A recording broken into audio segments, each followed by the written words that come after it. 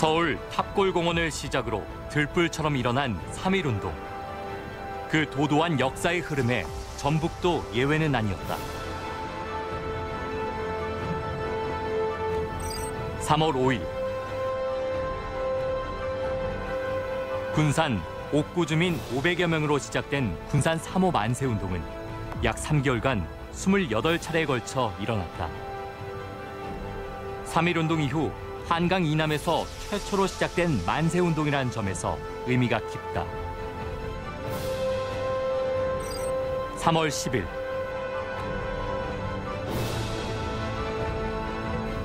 임실, 오수면, 오수리 보통학교 학생들을 위하여 만세 시위가 일어났다.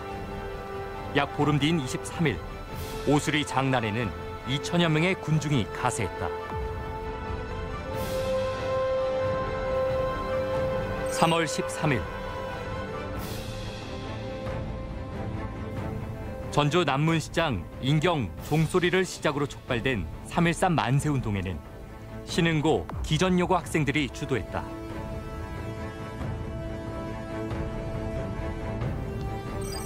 4월 4일 문용기 열사가 주도한 1.2 만세운동은 전날 남원의 만세운동과 함께 전북에서 가장 격렬한 운동으로 꼽힌다. 이외에도 무주 정읍 등 들불처럼 일어난 전북의 만세운동. 그 뜨거운 불길은 항일운동에 꺼지지 않는 촛불이 되었다. 우리가 3.1운동의 역사적인 의미를 여러 가지에서 찾지만 기본적으로는 민중들이 주도한 자발적인 전국적 규모의 평화 시위였다는 점이 중요한 것 같습니다. 우리 전라북도 역시 이러한 역사의 도도한 흐름에 맞추어서 왔는데요. 오늘은 도내 3.1운동이 어떻게 전개되어 왔으며 그 운동사적인 역할과 의의가 무엇인지 이야기 나눠보겠습니다.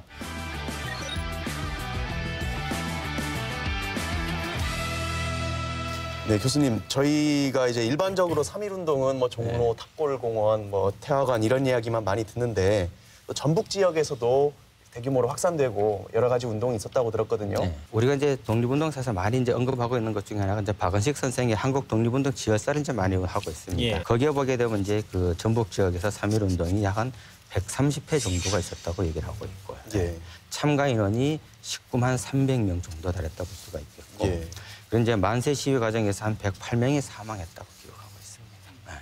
그리고 또 이제 부상자가 417명이었었고, 일본 이제 경찰이라든가 헌병에 검거된 사람이 한 870명 정도. 뭐 이 정도로 사실 전북 지역에서 본다면 상당히 크게 만세 시위가 전개됐다고 볼 수 있습니다. 교수님, 제가 지금 그 준비를 해본 이 자료를 보니까요, 29만 4,800명으로 지금 이렇게 되어 있고. 이게 지금 세 번째로 많더라고요. 가장 많은 것은 경기도인데요. 66만 5,900명 정도 이렇게 돼 있고, 그다음에 이제 그 평안도 쪽에서 51만 4,670명으로 돼 있고, 그다음에 이제 우리 전라도가 많은 것으로 돼 있더라고요. 그래서 저는 이 회지 민원 수로만 놓고 봤었을 때 전국적으로 어디 다른 곳에 비해서 크게 뒤지지 않구나라고 하는 생각을 했었어요. 3월 5일에 있었던 군산 만세운동이 당시 한강 이남에서 최초로 최초라고 알려져 있다고 하시잖아요. 그러면은 이 지역의 민중들이나 지도부가 상당히 발빠르게 호응했다 이렇게 이해할 수 있겠습니까? 그렇죠. 아마 그런 점에서 본다면은 이제 뭐 한강 이남에서 이제 가장 빨리 시작했다는 것은 일제 식민 지배 정책에 대해서 그만큼 이제 지역에 있는 주민들이 적극적으로 좀 대응하려고 하지 않았었던가. 또 어느 면에서 또 이제 독립 의지를 갖다 좀 더 실천적으로 아마 전개했던 그런 사례가 사실 이제 군산의 첫 번째 만세 시위로 이어지지 않았었나 이렇게 한번 생각해 볼 수 있습니다. 아무래도 군산시가 어떤 수탈의 전초기지였기 때문에 그런 측면이 강했을 것 같다는 말씀이시네요. 3월 10일에 있었던 임실 오수 만세운동이 상당히 어떤 격렬한 투쟁으로 운동사적인 의미가 크다라고 들었습니다. 어떤 점에서 그러한지요? 이제 임실 같은 경우는 이제 아마 그 지역 단위로 보게 되면 가장 많은 만세 시위가 전개됐던 곳 중에 하나가 아닌가 이렇게 볼 수가 있습니다. 이제 3월 10일 날 이제 그 오수 보통학교 학생들 중심으로 해서 이제 만세운동이 일어났었고, 그리고 이제 청옥면이라든가 각 지역에서 이제 만세운동이 일어났는데 가장 격렬하게 일어났었던 만세운동이 아마 3월 23일 날 있었던 장날의 시위가 아니었었나 하는 생각이 들죠. 예, 이날 이제 이기송 어른이 이제 중심이 돼가지고 이제 만세운동 이제 전개했었었고, 그래서 이제 그 헌병 보조원에서 이제 체포해 가게 되니까는 이 이기송 어른을 갖다 구출해내기 와가지고 실제적으로 주재소를 습격하게 된 사건이 일어나는 거죠. 예. 그리고 이제 면사무소 습격하게 되고 시장 주변에 있었던 일본인 상가라든가 여관을 갖다 습격하게 되는데 제가 보기에는 아마 전북 지역에서 일본 식민 지배 기구를 습격했던 것은 아마 거의 유일한 게 임실에 있었던 이 오수 장날 만세 운동이 아니었었는가 이렇게 이제 볼 수가 있습니다. 추가적으로 좀 말씀드리면 그 국가보훈처 자료에 따르면 전북 지역에서 임실 출신 독립유공자만 146명입니다. 그러니까 이게 예를 들어서 군산이 15명, 옥구가 69명, 전주가 56명 정도인데 군단이 임실에서 146분이 나왔다는 것은 실로 어마어마한 숫자라고 생각이 돼요. 임실 오수 지역에는 그 수십 명이 이렇게 운동을 하다가 투옥이 된 그런 준덕이 씨 가문도 있다고 들었습니다. 그렇습니다. 이웅재 고가로 이웅재 알려져 고가. 있는 걸로 알고 있는데요. 그 이야기 혹시 좀 들려주실 수 있나요? 아마 교수님 다녀오셨을 것 같은데요. 저도 지난번에 처음 가서 이제 이웅재 가오 예, 예. 이제 봤었는데 이제 지방 문화재로 이제 보존이 돼 있었고 가장 많은 독립운동가가 이제 발생하고 했었던 것이 아마 임실 지역만이 가지고 있는 정체성이 아닌가 하는 생각이 들어요. 둔덕이 씨들 16명이 모두 징역형 받았고 그중에 한 집안에서 14분이 국민장, 애국장, 애족장, 대통령평장에서 14분이 서운받은 이런 집안은 전국적으로도 거의 찾기 어렵지 않나요? 네, 드물죠. 그래서 이제 10대 의거지 중에 이제 하나로 오수 장날 선대행이 이제 될 정도로 만세 됐던 시위로 거고요. 들어가고 한 지역에서만 놓고 보더라도 44명이 이제 그렇게 투옥도 되고 또 이런 일을 겪었다고 하는 것은 굉장한 것이죠. 제가 본 자료에 의하면 또 4월 4일에 어떤 1.2 장날 만세운동이라는 것도 있었다고 들었습니다.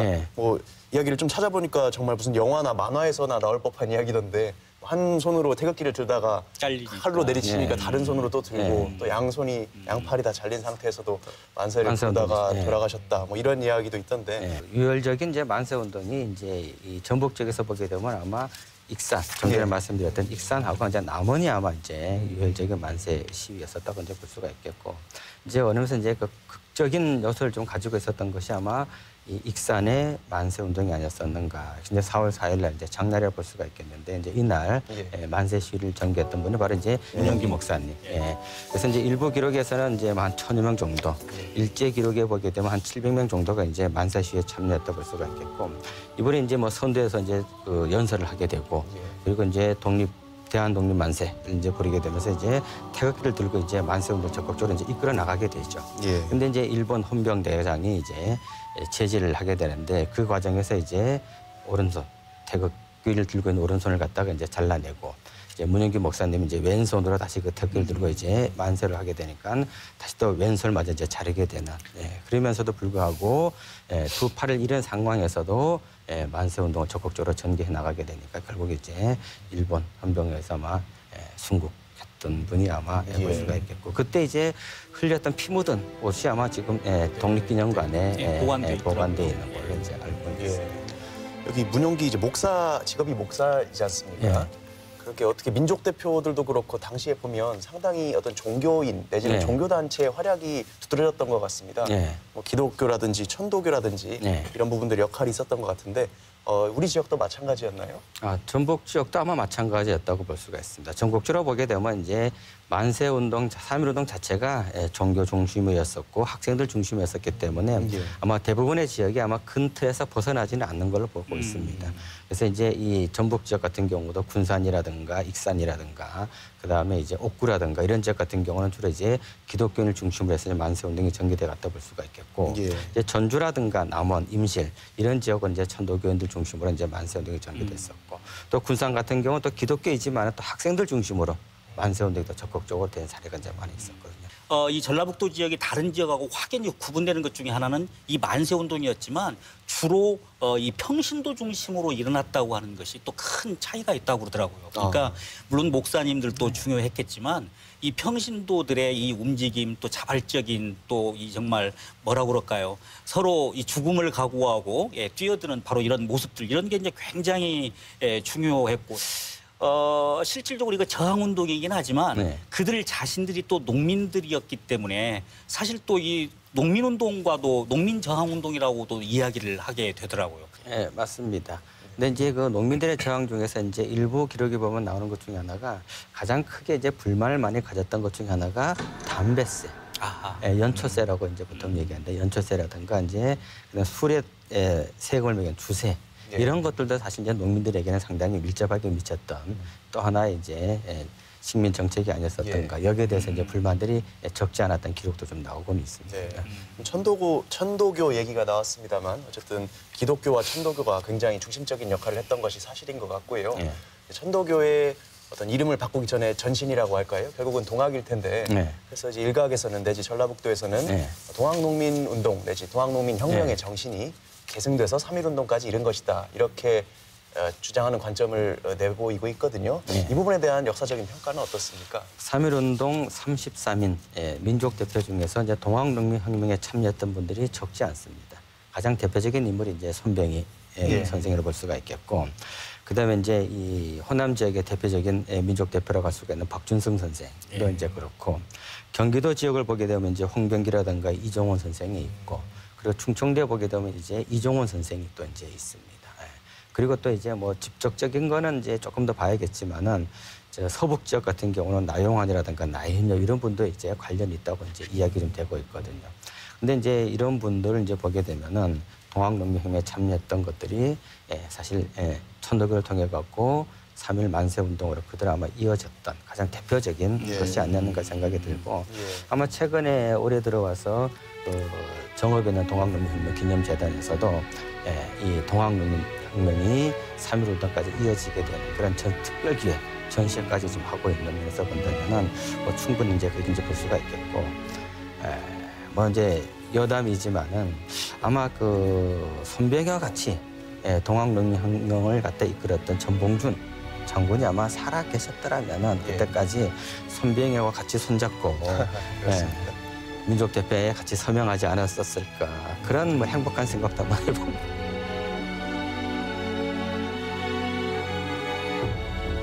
교수님은 사실 우리 지역 운동뿐만 아니라 전국적인 만세 운동을 다 연구를 하셨을 테니까 뭐 전북 지역의 운동이 조금 뭐 도드라지는 뭐 특별성이나 이런 것이 있습니까?